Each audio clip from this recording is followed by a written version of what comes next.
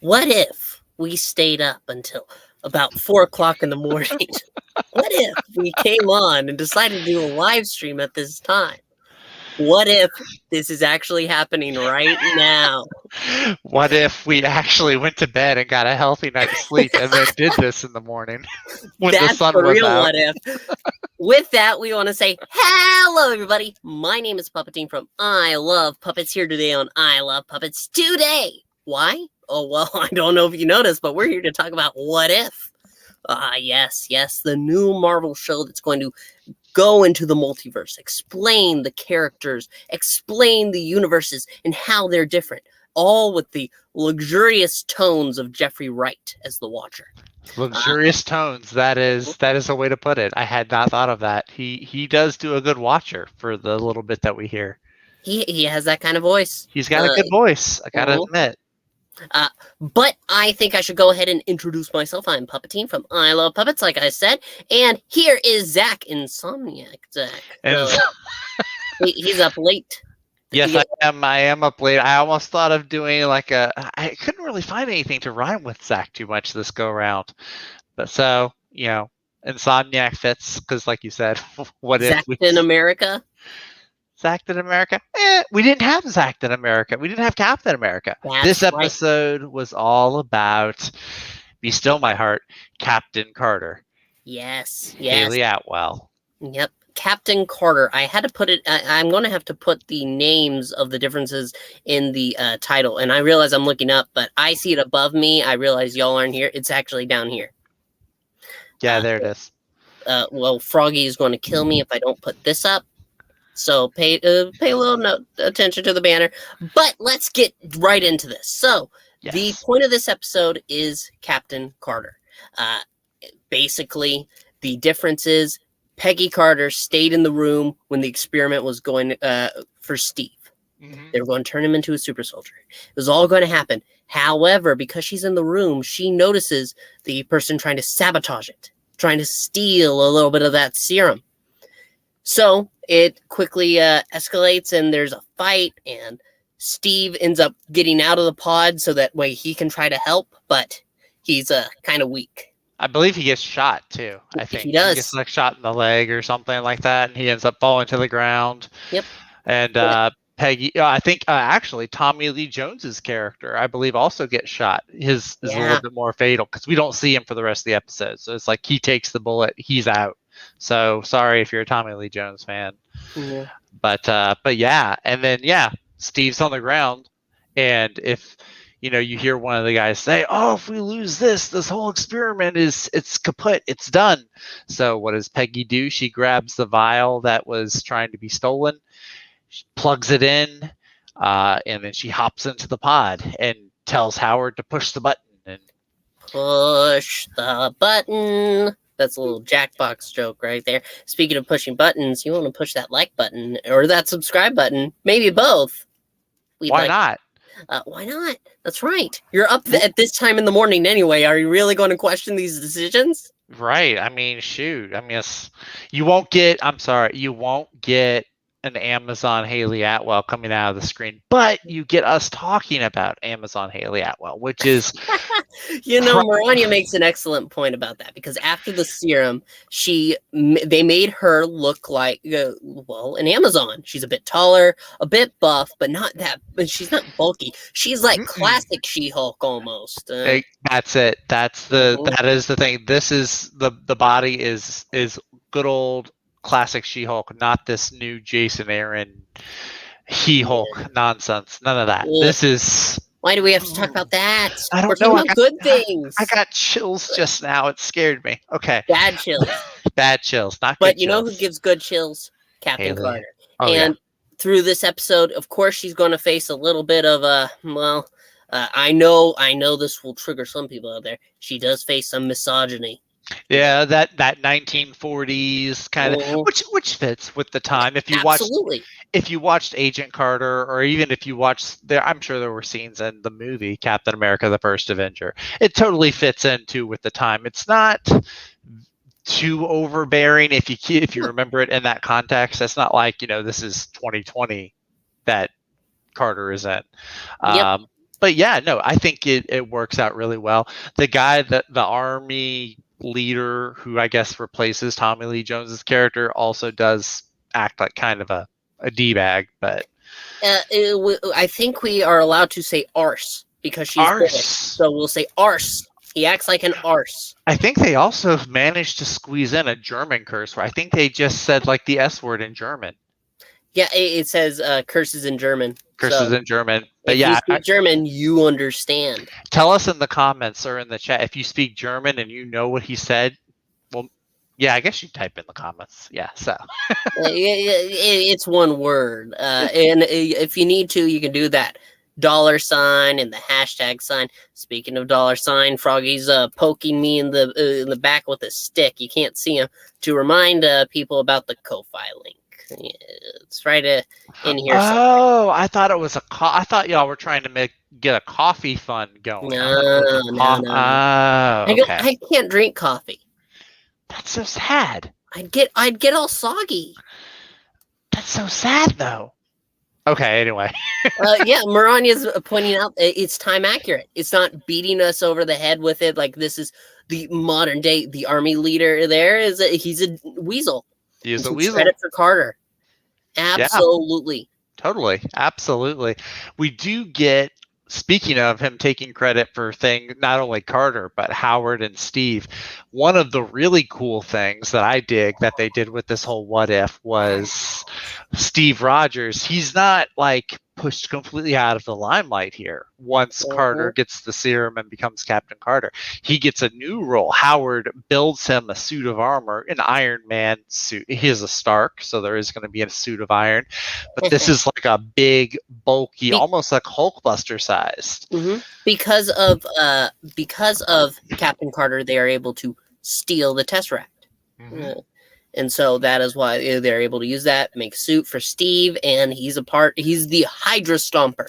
Yeah. I like that. That was a really cool scene. It's just it's almost like you saw Stargirl season 1, so it's like Stripe, the size that he is in relation to all the people. It's a very cool imagery, and with the animation style especially, it just pops. It's really, really cool. Absolutely. And also, it's worth mentioning that this entire... Oh, I have to go ahead and... Hydra Buster armor. As an Iron Man fan, Marania highly approves. And if you know any Iron Man fans, I would place a bet. If they were going up against anybody, Marania would beat them. It's just, she is the biggest Iron Man fan I know. I know. I'm curious. Lady Richmond, my wife, is a pretty big Iron Man fan. She's got like a little shrine almost. I'd be very curious, and also maybe a little bit terrified if her and Marania were in the same room talking about Iron Man. Well, yeah, there might be a fight. There might be. But you know what? Speaking of fights, the action in this show was really not cool. And the style, I'm sold. I was a little sketchy on it. I was like, not sure I like this. But actually seeing it in action, I do like it. Marania has one bone to pick. I'm going to get into my bones to pick after we finish explaining what happens. Yeah. Because Hydra does eventually get the Tesseract back. It seems that Steve might have died, but they actually just captured him in the armor because the suit is indestructible, as Howard will point out. But I have to think that I have to say this change is really different because they go into the Hydra Von Castle, whatever you want to call it. And Red Skull, instead of using the cube to turn people into nothingness, to vaporize them, he instead uses it to open a portal to summon a giant squid monster. Cthulhu is real. that might be a the Kraken. He's summoning the Kraken from the Pirates of the Caribbean verse. His end game does change. So Marania, how they got the Tesseract back is because the Tesseract what was powering the suit. Yeah, it's So like his arc reactor, kind of. Once they captured the suit, they had the Tesseract. That's how they got it. Yeah. And so they summon the champion, and Captain Carter gets a cool sword.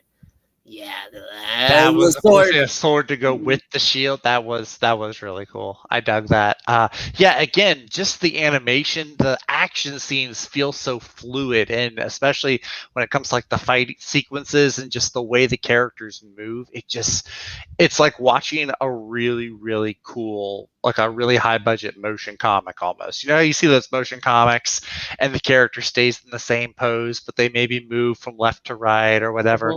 This is just, it's so, I just love the animation. Yep. I like Calamari too.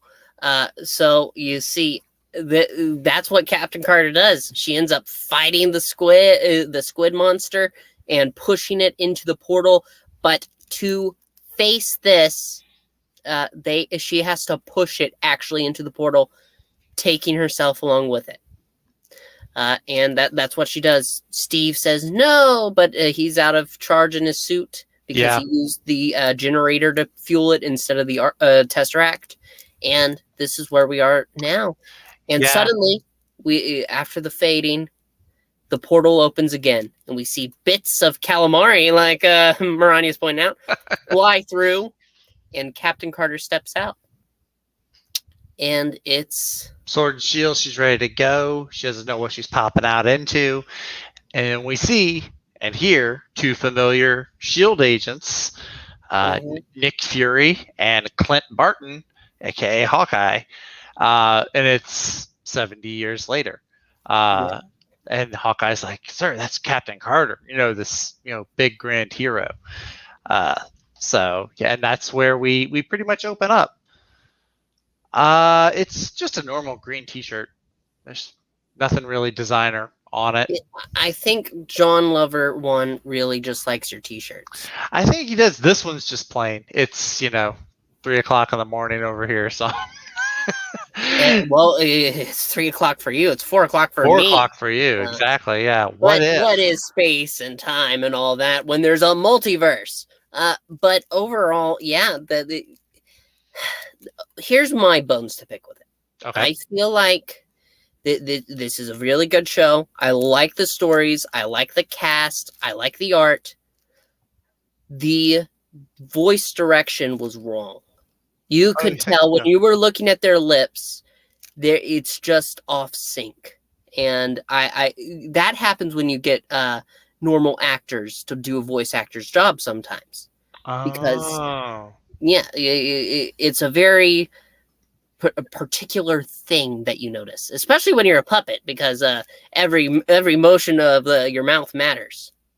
Even I could slip up sometime, but you can really tell when it's animation because everything matters. Everything. So it's a little off, but it's whatever. It's good to hear these people again. That's the important thing. That is a thing. Yeah, I was thinking about that watching it because, it is cool hearing, hey, that's Captain Carter or that's Bucky. They got Sebastian Stan or, all these characters, too, that have like minor roles. Like Stanley Tucci came in to voice like a few lines for Dr. Erskine at the beginning. Because he's going to die in like 2 seconds.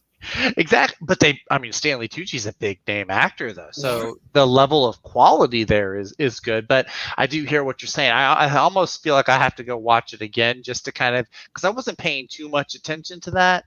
But I think there were a few instances maybe with Carter that I might have noticed that though. Voices are a bit off. Yeah. I'm not sure exactly how to pronounce your name. Can I call you Ben? I feel like this might be easier for all involved if I can. If not, I guess an in. But it is good. Welcome to I Love Puppets. And I know that some people won't notice. Some people will. Just like Marania, she didn't really notice. But that's because there's so much to look at. The art, like I said, is fan-freaking-tastic. The animators really did a fantastic job here. I think that they deserve like a really big pat on the back for this, especially the opening episode. To just come out the gate like that is just, I think it's to be commended. Mm-hmm. Marania's sad that they couldn't get one voice in particular. Was that Steve Rogers? Yeah, Steve Rogers. So Steve Rogers in this episode, so Chris Evans, I was mentioning to Puppetine backstage, Chris Evans is one of the handful of actors who is not coming back to the What If show to revoice his character, his role. There's several other ones, but this one, the big one, is Chris Evans. The guy they got to replace him, actually, I've recognized, he's been in several things I've heard him in. He voiced Spider-Man in the Spectacular Spider-Man cartoon. I think he also voiced the Flash in a DC movie or two. So yeah, he's pretty good. He's got some other roles that he's done as well, but he is a more traditional voice actor, not a actor like Hayley Atwell or. Yeah, I will say his voice lines were delivered a lot better. I think the main problem was, sorry to say, honestly, with Hayley, I think her voice acting was a little off. But I don't mean that in any way. She is Peggy Carter. You can't deny it. If you had gotten anybody else to come in and play her, it would have put a damper on the whole show, I feel like. And I think that that's probably true with most of the characters. I think we'll see as the show goes on, because these are separate, and this is an anthology, so it's like one and done stories. And I think that if we got Thor, or if we got Doctor Strange, or any of these other characters where we got a replacement actor for almost any of these other big names, it would almost take away from the story, if that makes sense. You'd be kind of like distracted, like, oh, that's not Hayley Atwell, that's not Peggy Carter. Yeah, no, I absolutely get what you're saying. Though there has been a little buzz, and I'm sorry to go a little off subject. It is to do with What If, sure. But I have heard that perhaps, am I lagging? I don't know. Are you? I don't think you are. Oh, well, I guess I'm just noticing. I heard that potentially that the What If episodes, some of them could potentially lead to some live action appearances. And I know some people are going to say, oh, why? What's the point of What If then? The point is to introduce it. It's in the first minute of the show. The Watcher explains he's the guide through the multiverse. Now that the multiverse is here, thanks, he is our guide to it. Yeah. Oh, yeah, absolutely. So yeah, if you haven't seen Loki, at the end of that, it's the multiverse is what comes into existence at the end of that. That's where we're going to see Doctor Strange and Spider-Man No Way Home. And I think Ant-Man 3 is going to tie into it as well. And of course, now we have What If. And it's actually really cool. I don't know if you noticed this, Puppetine, but at the beginning, they actually show and they highlight the divergence. Like the Watchers, like at this point in time, when Peggy made this choice to stay in the room, that's when the variant timeline was made. That's where everything changed. I like that. It kind of shows you the point in time where things change. So. Yeah. And I also agree with Marania. So there, again, I'm going off track a little bit because we're supposed to be talking about the show in particular. The person in charge of this series has made reports saying that apparently Marvel is going to be focusing on animation a little more. Ooh, bringing a few more MCU animations out there. So maybe there's going to be continuations of this. There have been, if you've noticed in the trailers, like there's the moment where they show the classic Avengers lineup, where they circle around and it shifts. And you can see Gamora in her Titan suit. Mm-hmm. You can see also Killmonger there. It looks like Killmonger in his Black Panther suit. Oh, yeah.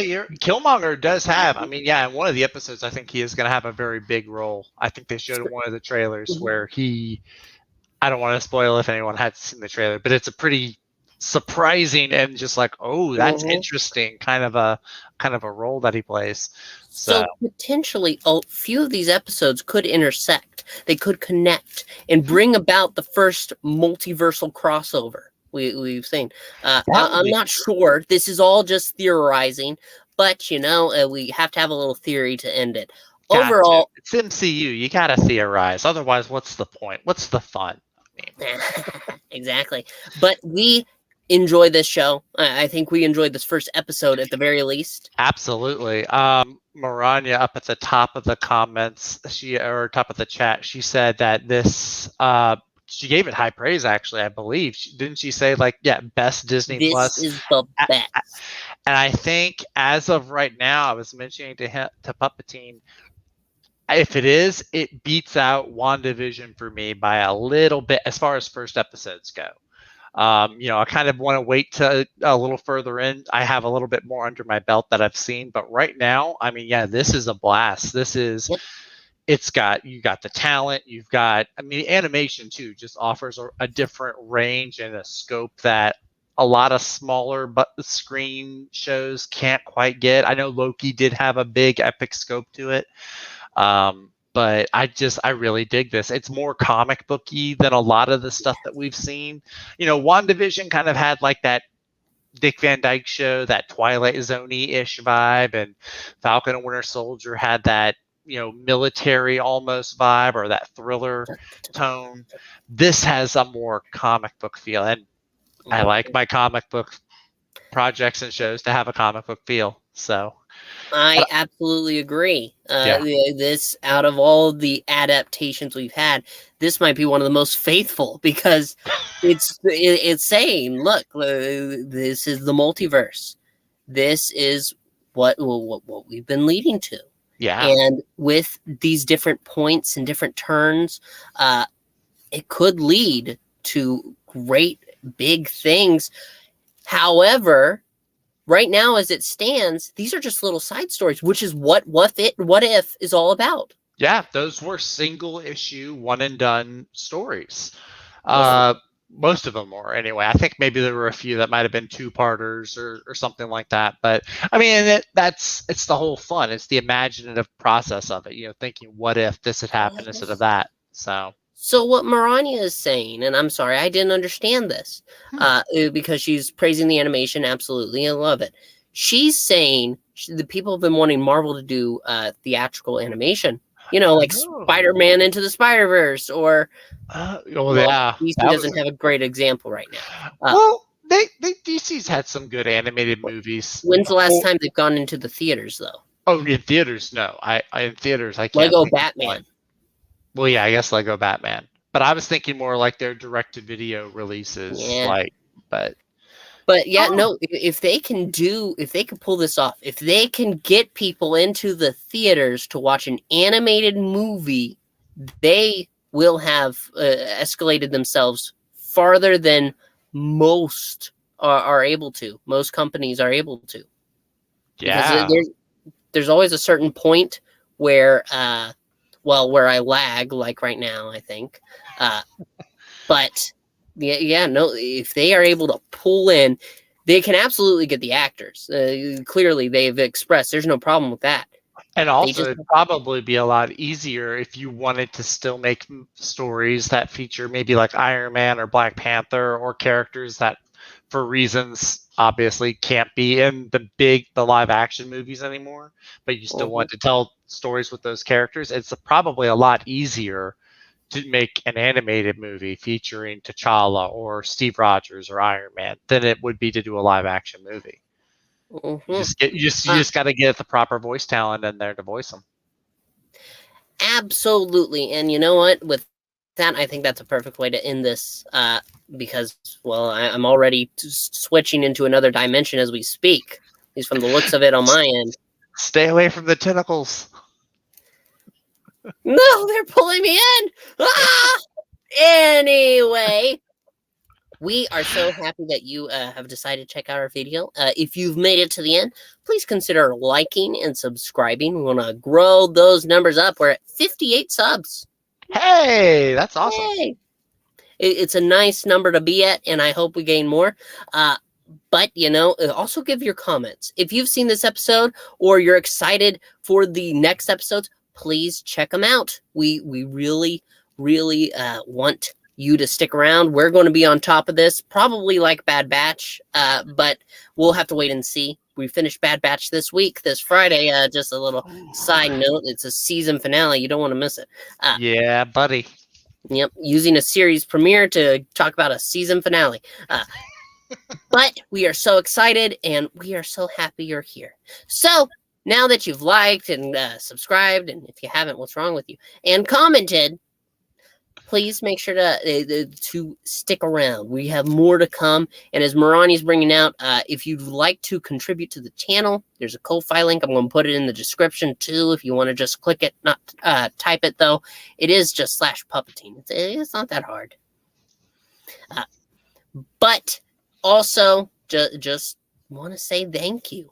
We appreciate people appreciating our videos. And so we will see you next time. So for Insomniac Zach, who needs some sleep desperately, and myself, thank you one last time before we say bye. Bye, guys.